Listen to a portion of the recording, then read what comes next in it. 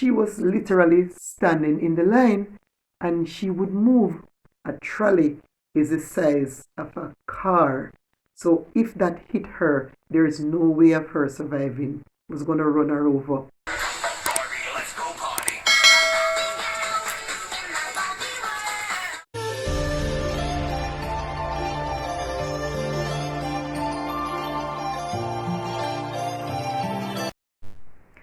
Okay, so I'm sure you are wondering what's going on with this look, right? But not to worry, it's just a look that is taking me back to when I was 9 years old. So definitely, I'll be telling you a story that was from I was 9. Okay, I grew up in a community called Berwick, and it was close. Where my house was close to the train line. I mean, I practically could take probably about 30 steps from my house and I would be on the train line. So the pretty much the train and had became a part of our lives because it would sometimes wake us up. It was always going back and forth. However, after a time, the train developed a pattern that you could easily identify with because at 7 in the mornings, it would be going to Spanish Town, right? That's in the parish of St. Catherine. And then about 3 o'clock, that time it will be coming back. So we pretty much notice or watch the pattern of the train, and we knew it. Sometimes, it was fun as children. We would go on the train line and we would put our ear, okay, to the metal, the the iron rail, and listen to the train, right? Listen to hear if a train is coming. I don't know why I'm losing my thoughts. And from a distance, far, far, far, you could actually hear the train by listening to it. So as children, we used to enjoy doing this. As children too, my parents had a few goats, and one particular goat had 3 kids. And my mom decided since he had just had she had just had kids, we shouldn't take her too far to be tied, right? We should just tie her on the train line. And because we know the pattern of when the train comes, then, we were to, move the goat at that time. However, during that time, there were other vehicles that traverse or other means of transportation that traverse the train line. And I don't know if that is the correct name, but as a child, there was this small vehicle. It's small like a car, like a real small car, and we call it a trolley. I don't know if that's the correct name, but it was just a small vehicle with one driver in it. And then I'm assuming that the trolley was just to go service the train. So sometimes the trolley would pass, but it doesn't pass every day. So we had tied the mother goat on close to the train line. And when we heard, we didn't expect to be hearing anything on the line at that time. But we were inside the house, my sister and we heard the trolley coming. So you know that we got nervous immediately because we know that we had tied the goat close to the line and she just had kids. And little kids are frisky like I am, right? So we pretty much ran outside to retrieve the kids and the mother. So I decided to go for the mother, and my sister was to collect the kids, shoo them away to follow the mother or pick them up.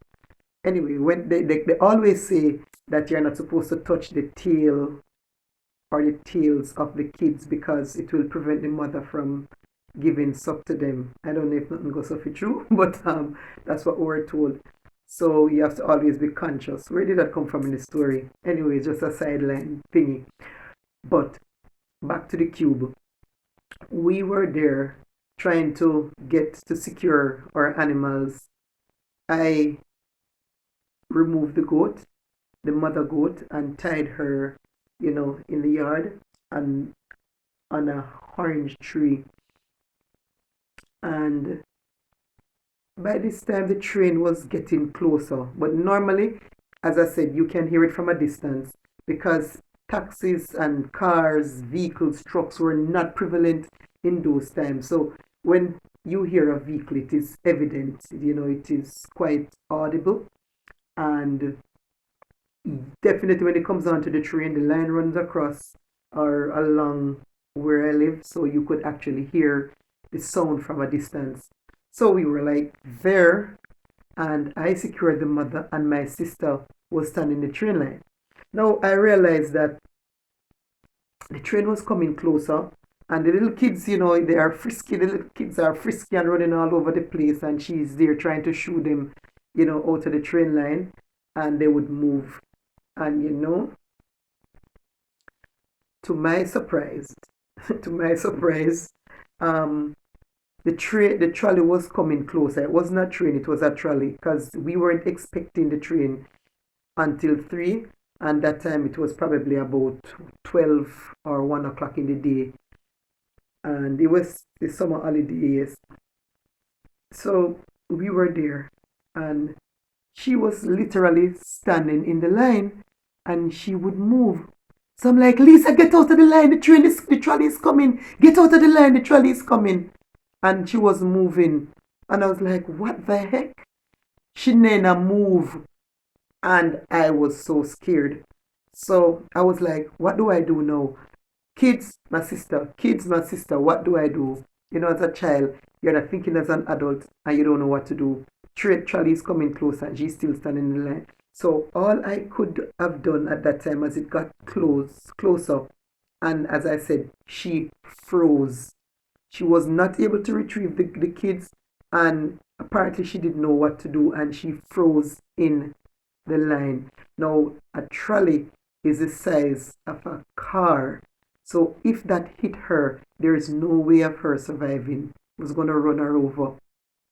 So as it got closer and she would move, the most I could do is run in front of the trolley and push her out of the line. And I pushed her out. We both fell on the other side. And we quickly got up to investigate what had happened to the kids. Of course, the trolley ran over them. None of them died, but one brown kid, a she goat, um, she, yes, a she goat, right? So the male is the ram and the female is the goat. So all right. So, but in Jamaica, that's how we call it anyway. So the the small goat, right? The kid, she, this is crazy, right? The kid lost one of her legs, and we took her home. So when our mom came, we explained what had happened, and she was just quite happy that nothing had happened to my sister, and that none of the kids had actually died. So for this little kid now, we had to keep her home and dress the wound, so as not to have it broken out, or taken up with worms. So we had to take care of her. So she became our pet. So we fed her with a bottle, and she pretty much became a part of our lives. She slept in the house, and she ate from our plates because while we were eating, she come there and enough of our little self, and we have to give her some of what we are eating. So she would eat rice and peas and chicken and anything else that we are eating. And she pretty much was a house pet, although she was a goat. So we had her there for many years. 3 foot Cecilia, we called her. Um, but she was just warm and pleasant and friendly. And as I have this beer in my hand, I can just remember some of the time when she would come close to you and she would rub herself on you, and it is just so soft and nice. It was just lovely having Cecilia as a pet, and sometimes it would appear as if she was smiling with you. She understood everything that was happening. It's almost like so. she was like a part of the family. She was almost like human, how close we were with her and how we understood each other. But a sad day came. It was a really sad day. She grew from being a little kid to being a mother, and she was just fun to be with, fun to be around. As a child, as I said, I was 9 years old. You become attached to any animal that you share that kind of relationship with. And definitely Cecilia was a part of me, and she was a part of us, my sister too. We all loved Cecilia. But one day, a very sad day, the butcher came and my mom sold her to the butcher. For days I was sad because I know what the butcher was going to do with her. I mean, I've never seen a goat being butchered at 9, but I would ask my mom, what is he going to do with her? Why did you have to sell him? Why couldn't she stay with us? Why is Cecilia leaving? And we cried profusely. But still, money talk, right? And of course, now that I am an adult, I understand why she couldn't have kept Cecilia all her life. After all, she was raising the goats to earn a living, so to keep the goat forever would not have served the purpose. And so it was really heartbroken to watch Cecilia go. She was sad too, and we could see it. It was really, really a sad moment for us. Talking about it make me feel kind of sad inside. I can still see her now, my Cecilia. Anyway, fast track into adulthood. Back to adulthood. Yeah. What was your pet as a child? Did you like pets? Did you have any sad story associated with your pet? If you do, please share with us. We would love to know. Bear is saying, if you have not subscribed, please do. Okay? And if you like the video, right, Bear, please give us a thumbs up. Alright? And I'm sure Bear would like to see a comment. Yeah, we would love to see a comment. Well, I feel nice being a little child again to tell you my story. So, bye. Take care.